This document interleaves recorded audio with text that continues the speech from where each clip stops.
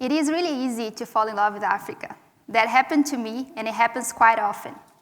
I usually hear two sentences from people that come back from Africa after an amazing trip. They used to say, there must be something in the water, or I think I got bitten by the African bug. I guarantee that these two sentences are way more literal than poetical. I definitely got bitten by African bugs a million of times, because just last year I got malaria 3 times. And there are lots of things in those waters, from all kinds of parasites to gigantic crocs and hippos. So everything started 8 years ago, when I was finishing veterinary school and I had to take hours of practice. So I took that as an opportunity to go to Africa. And I went there for an internship with wildlife veterinarians. That trip changed my life. When I came back, I kept thinking about Africa all the time, and I went there many, many times. And 3 years ago, I got this amazing opportunity of starting research with elephant conservation. I ended up going to Zambia, Tanzania, Kenya, Egypt, and I gathered a lot of experiences from all these places. But today, I didn't come here to talk about my amazing passion for Africa.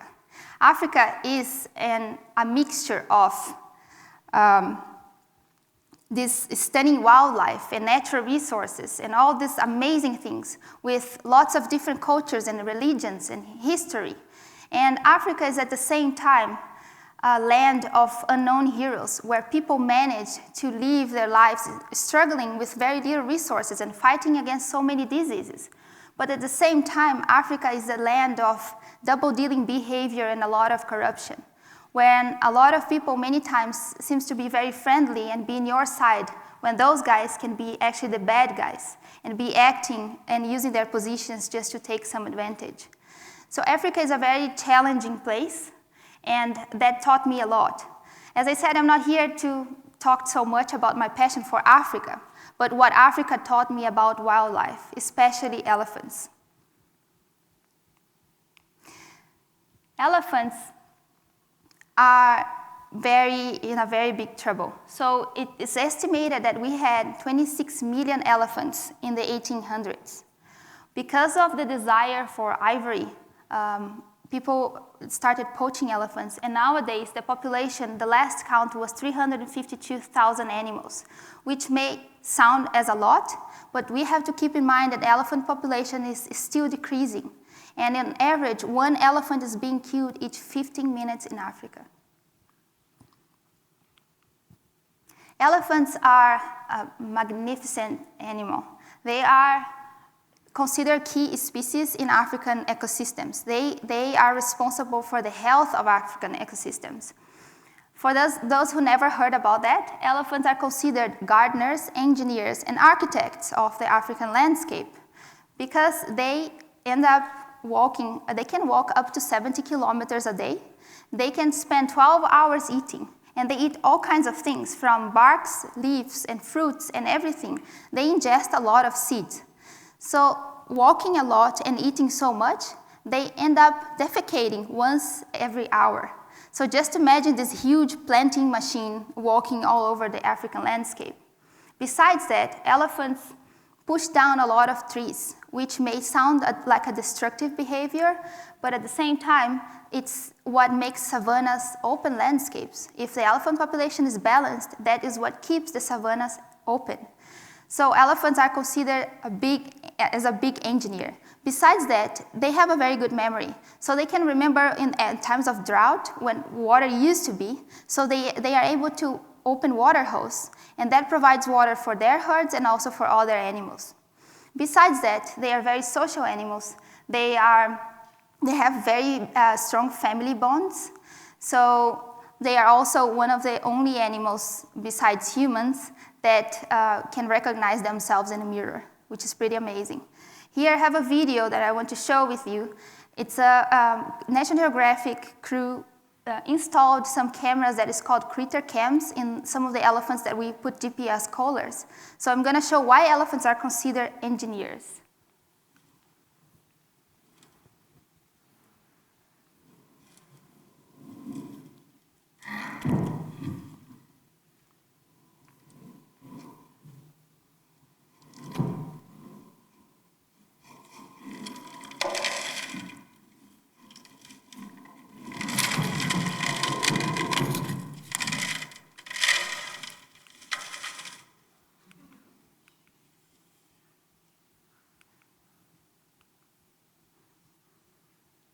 So he put that tree down very easily, went back, looked, admired his work, and went on. So elephants really modified the habitat. And this is not a destructive behavior. This is actually really important. But the thing is, elephants are in trouble. And three main things are killing them. The first one is poaching for ivory, which everyone might know about it already, because of people's desire for things like this. Elephant populations are being decimated, and this is not decreasing. It's actually going on and on. The second main thing killing elephants is something that people don't used to talk too much about, but it's habitat loss and fragmentation.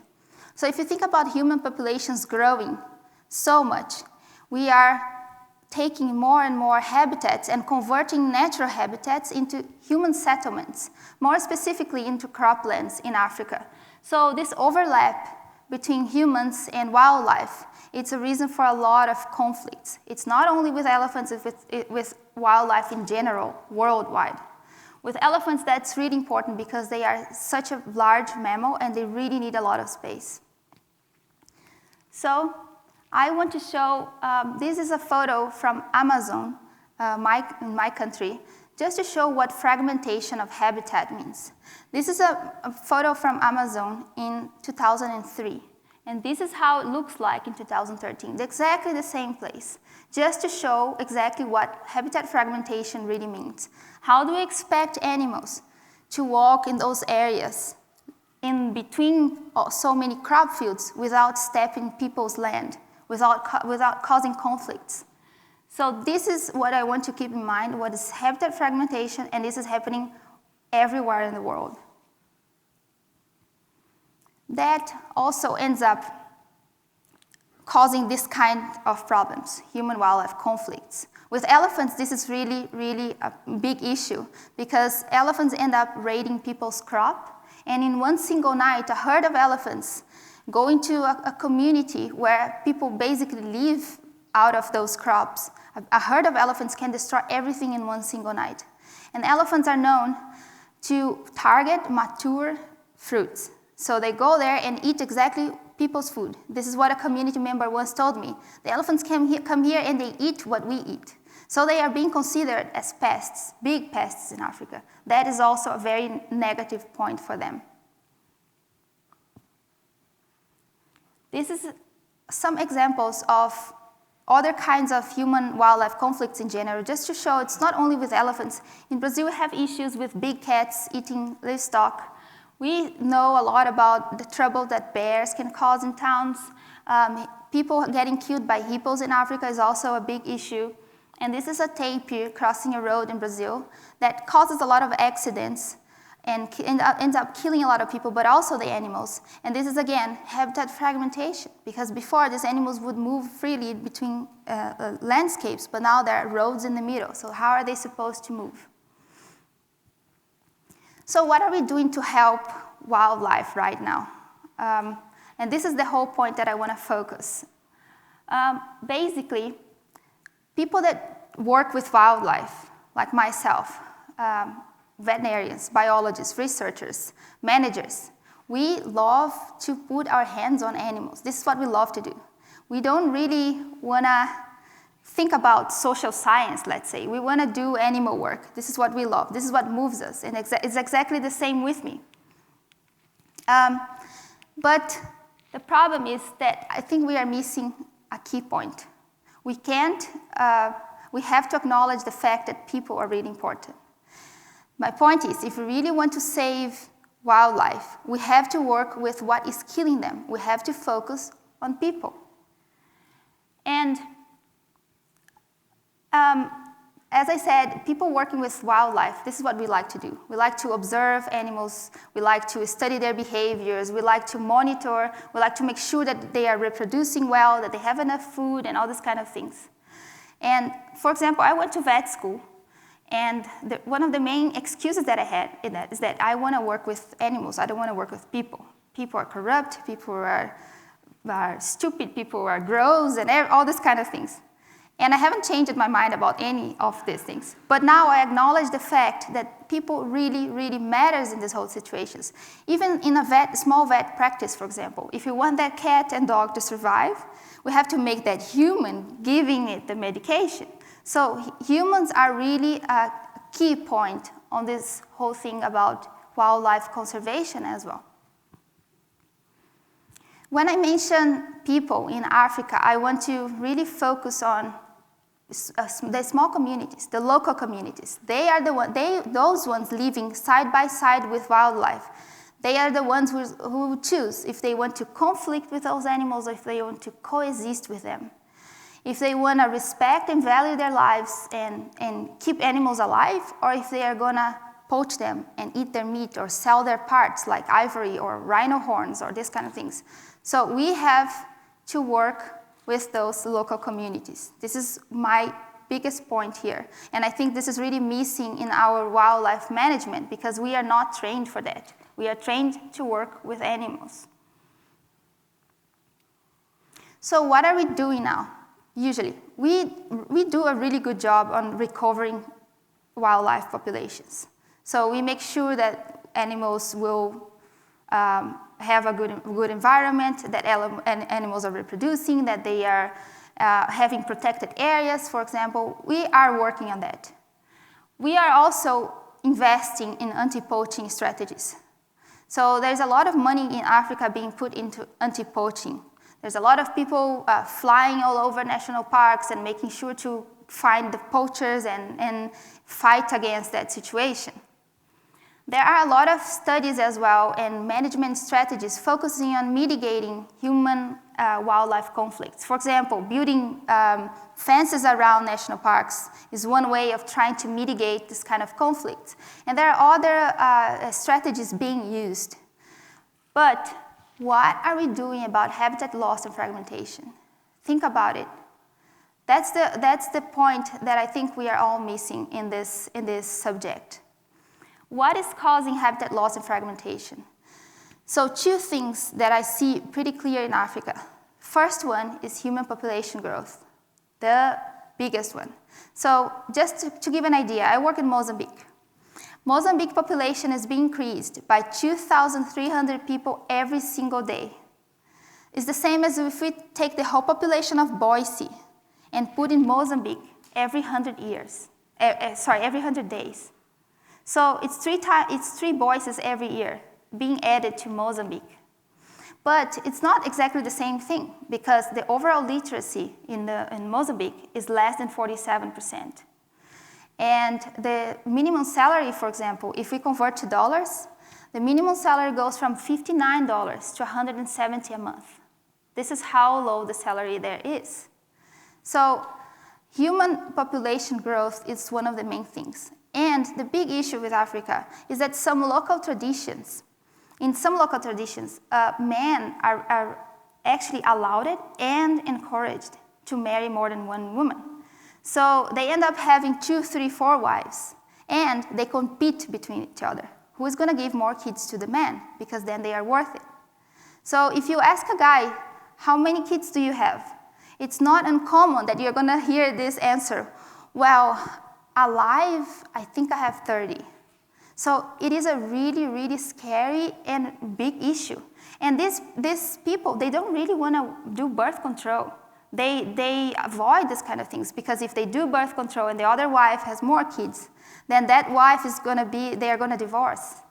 So it is a big, and it's a tradition, so it's really hard to change. The second big thing causing habitat loss and fragmentation is the bad land use. So they really don't have good farming strategies.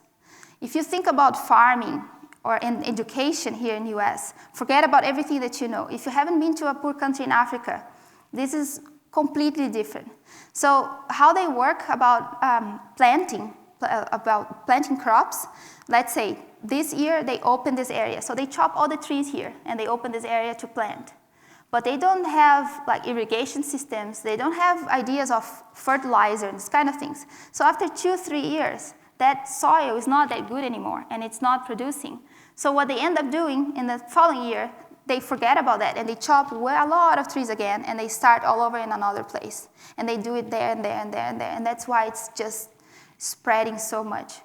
So these two things, in my opinion, are the main things causing habitat fragmentation. And that is one of the big threats for elephants.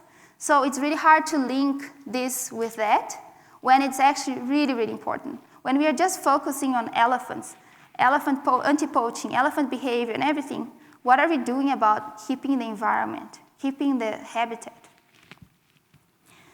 As I said, if we really want to save elephants, what about thinking about investing on agriculture in Africa, investing on education, investing on ideas to teach people how to do simple irrigation things, or hey, why don't you do this to increase your productivity in this land? And education is the number one. So to save elephants, we have to think about investing on education in Africa. It's not only elephants, it's mainly every single wildlife species, but elephants specifically. If we want to save them, we have to make sure that people are educated, and it's quality education, not only making sure that they go to school. We have to invest somehow in education.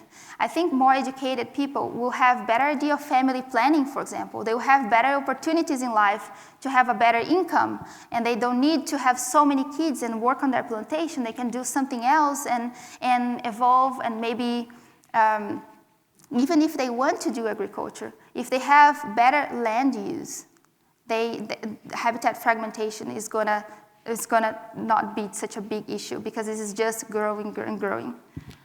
Tying back to the beginning of my talk then, a lot of people ask me, especially my dad, my family's not really impressed with the fact that I'm moving permanently to Africa, but they ask me, why Africa? Why, if it's so much trouble and it's so difficult? And I said, well, this is exactly the answer. There's so many problems there, and I see that I can be much more useful there than in any other place in the world. So just because it's so hard, I don't see the reason why I would turn my back and go away and stay here in US, for example, if I can do so much more there. Every little thing that we can do to teach someone how to do something to make it better is already a big thing. So I just want everyone to keep in mind, if you ever thought about, I would like to help something, or I really would like to help saving elephants. Some people ask me, what can I do to help save elephants? We have to invest and find ways to educate people and bring better farming strategies to help elephants and save their habitat. Thank you.